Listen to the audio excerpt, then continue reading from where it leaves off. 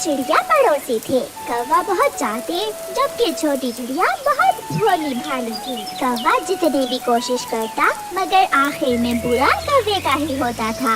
अपने डिब्बे में रोटी रखकर चिड़िया डिब्बा बांधती है और कौवे के घर जाती है। वो साइकिल की घंटी बजाती है। चिड़िया आ गई, गोरी चिड़िया आ गई, जल्दी से मुझे मेरा रोटी वाला डिब्बा और कुल्हाड़ा दे दो। ये रहा कुल्हाड़ा और रोटी आज मैंने नहीं बनाई, तुम चिड़िया से मांग कर खा लेना रोटी। चिड़िया मुझे रोज रोज रोटी नहीं देती, तुम ऐसा करो मुझे खाली डिब्बा ही दे दो। फिर कालू कौवा अपना कुल्हाड़ा और खाली टिफिन लेकर घर से निकलता है। कौवे भैया, कल साइकिल मैंने चलाई थी, आज आप चलाओगे। बैठो, तुम पीछे बैठो।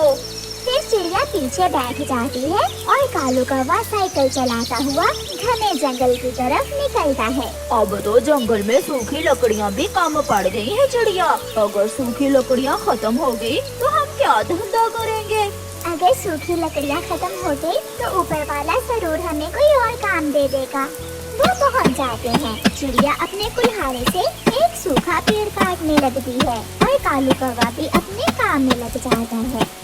थोड़ी देर बाद कालू कौवे को भूख लग जाती है। वो पेड़ के पीछे से छुपकर चिड़िया को देखता है और चुपके से चिड़िया के टिफिन से रोटी निकालकर अपने टिफिन में रख लेता है और बैठकर रोटी खाने लगता है। कौवा पेट भर रोटी खाता है।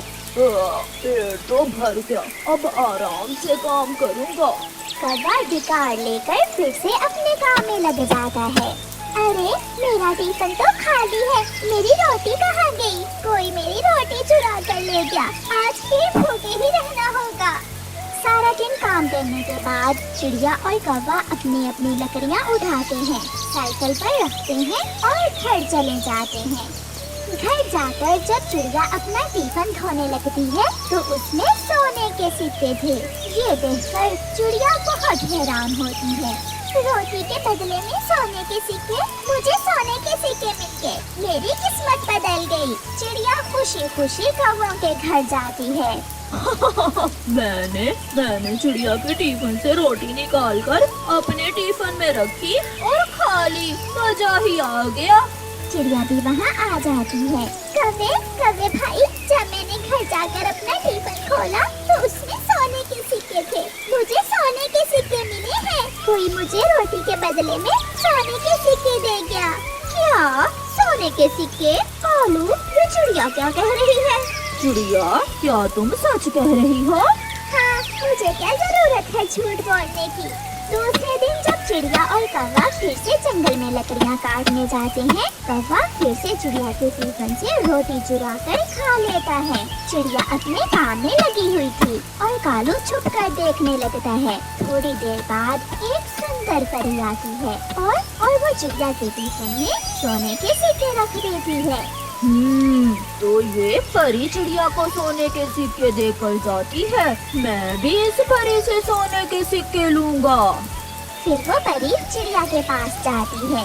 चिड़िया, वो कौवा बहुत बुरा है, वो हर रोज तुम्हारी रोटी चुरा कर खा लेता है। तुम्हें सोने के सिक्के मैंने ही दिए थे, तुम उस कौवे के साथ लकड़ियाँ काटने लगाया करो। सुंदर परी, आपने मेरी आंखें खोल दी, आपका बहुत बहुत धन्यवाद। मैं इन सोने के सिक्कों को बेचकर कोई और धंधा कर लूंगी। सुंदर परी गायब हो जाती है। चिड़िया आ जाओ, काम खत्म हो गया है, चलो घर चलें। तुम जाओ कालू कौवे, मैंने तुम्हारे साथ नहीं जाना है। चिड़िया, क्या हुआ? क्या तुम मुझसे नाराज हो? मुझे सुंदर परी ने सब बता दिया है। ऐसा कहते हुए चिड़िया अपनी साइकिल पर अपनी लकड़ियाँ रखती है और चली जाती है।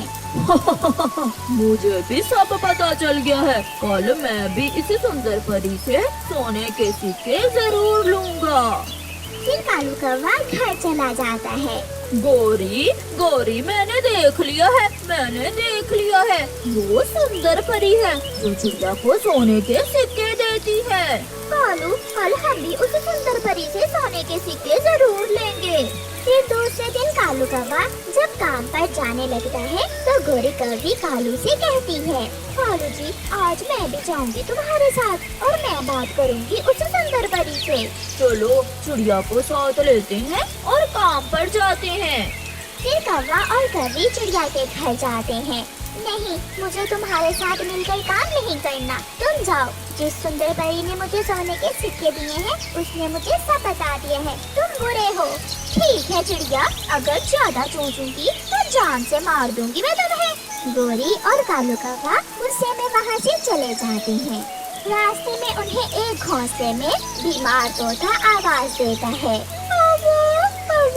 मैं भूखा हूँ, मुझे कुछ खाने को दे दो तो आपकी बड़ी कृपा होगी मुझ पर। कालू, इतना टाइम नहीं है जो इस मिट्ठू की बातें सुने। चलो चलो जल्दी चलो, उसे सुंदर परी से सोने के सिक्के लेते हैं जाकर।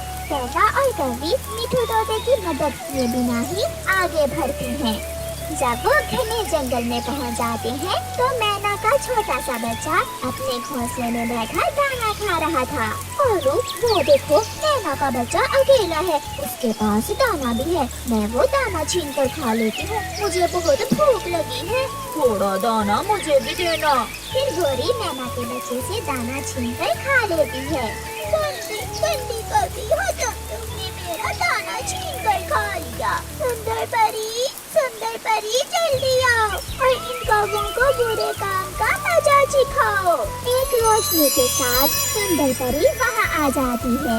सुंदर परी, ये बच्चा झूठ बोल रहा है। सुंदर परी, हम तो बहुत गरीब पक्षी हैं, हमारे पास ना दाना है ना पानी। ये देखें, हमारा टिफिन भी खाली है, हम गरीब मजदूर हैं। प्लीज हमें कुछ सोने के सिक्के दे दें। कौवा, सच में तुम बहुत गरीब हो और तुमने तो कभी कोई बुरा काम नहीं किया। मिट्ठू को खाना भी दिया और ये बच्चा भी झूठ बोल रहा है। और कालू कौवे, तुमने चिड़िया के टिफिन से भोजन भी नहीं चुराया था, ऐसा ही है ना? हाँ सुंदर परी, आपने सब ठीक देखा। हम तो बहुत अच्छे कौवे हैं, बस थोड़े से सोने के सिक्के मिल जाएं तो हम गरीबों की और भी ज्यादा मदद करेंगे। फिर सुंदर परी अपनी जादुई छड़ी से जादू करती है। जाओ कौवो, नदी किनारे जाकर इस टिफिन को खोलना। मैंने सोने के सिक्कों से भर दिया है ये टिफिन। कौवे बहुत खुश होते हैं। चल भाग कालू, भाग, काम हो गया है। वो दोनों भागते हुए नदी किनारे जाते हैं। कालू, जल्दी से टिफिन खोलो। गोरी, आंखें बंद कर लो, ऐसा ना हो कि खुशी से तुम मर ही जाओ।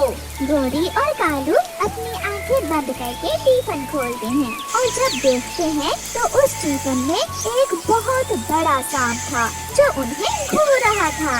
कालू भाग, वरना ये सांप हमें खा जाएगा। गोरी, उस सुंदर परी ने हमें सोने के सिक्कों के बदले सांप दे दिया है। गोरी और कालू डरकर भागते हैं और वो सांप भी उनके पीछे लग जाता है। वो पेड़ों से टकराते हैं, गिरते हैं और फिर से उड़ते हैं और उड़ते उड़ते थक जाते हैं। जंगल के सभी पक्षी उन्हें देखकर हंस रहे थे। ऐसे कौवों को लालच और बुरे काम की सजा मिलती है। प्यारे दोस्तों, इस कहानी को लाइक, अपने दोस्तों के साथ शेयर और चैनल को सब्सक्राइब करना